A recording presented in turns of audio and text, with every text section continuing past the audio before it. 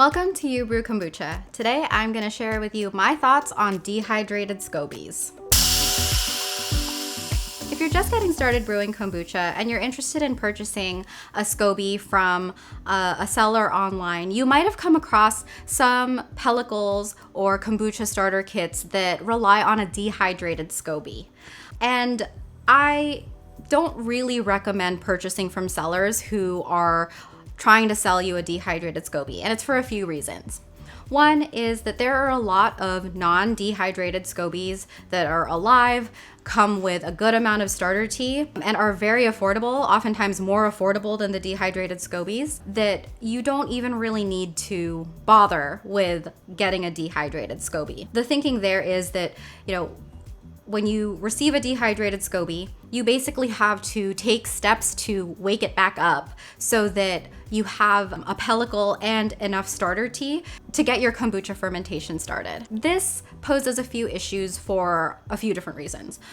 One, because they don't usually come with any liquid, which in my opinion is the most important part of the fermentation process. I often talk about how the starter tea or the starter liquid or the kombucha vinegar is actually the most important part of the fermentation process. That's where the actual symbiotic culture of bacteria and yeast live, is within the liquid. A lot of brewers emphasize the pellicle because it's just cool looking and it's a Scoby mat. In side-by-side tests, I've found that batches that brew with both a pellicle and starter tea tend to ferment a little bit faster than batches that brew with just the starter tea. So I always throw a pellicle in my fermentation batches just to make sure that the fermentation is going as smoothly and is starting on the right foot as much as I can. But to me, if I had to choose between a pellicle and starter tea, I'm 100% choosing starter tea over just a physical Scoby mat. And the thing about these dehydrated Scobys is oftentimes they don't come with any starter tea at all. And they come with a dehydrated pellicle that you have to work to reawaken or revive over the course of several weeks or months.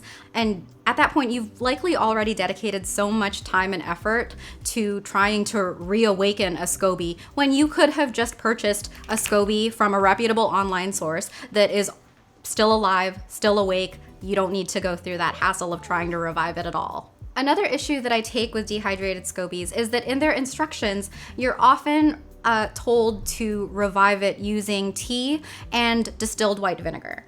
And while I agree that distilled white vinegar won't necessarily hurt your Scoby because kombucha is technically a vinegar ferment, the reality is that more often than not, when I've tried kombucha that has come into contact with distilled white vinegar, even if it was a few generations of batches ago, if the brewer used distilled white vinegar in some aspect of their kombucha brewing process, I generally find the kombucha tastes really weirdly astringent, doesn't carbonate properly, and just has a whole host of a variety of different issues, more so related to taste than related to health or the actual fermentation process. So I'm staunchly against using distilled white vinegar in really any part of the kombucha brewing process, and you can check out my video on that if you want more in-depth details about it.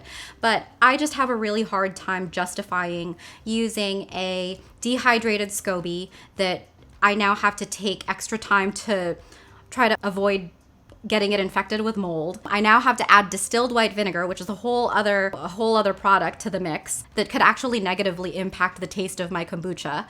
And then after all of that, I've spoken to so many homebrewers who try to diagnose the root of their mold issues and why their kombucha is failing or why their kombucha tastes really badly. And then when I ask them, where did you get your Scoby? More often than not, they've actually used a dehydrated Scoby. And so they were really not starting off on the right foot to begin with. So I take issue with a lot of these supposedly reputable online sellers that are selling dehydrated Scobys when there really is no reason to do that. Like I mentioned, there are a lot of really reputable online sources that will sell you a Scoby or a pellicle, along with a good amount of starter tea.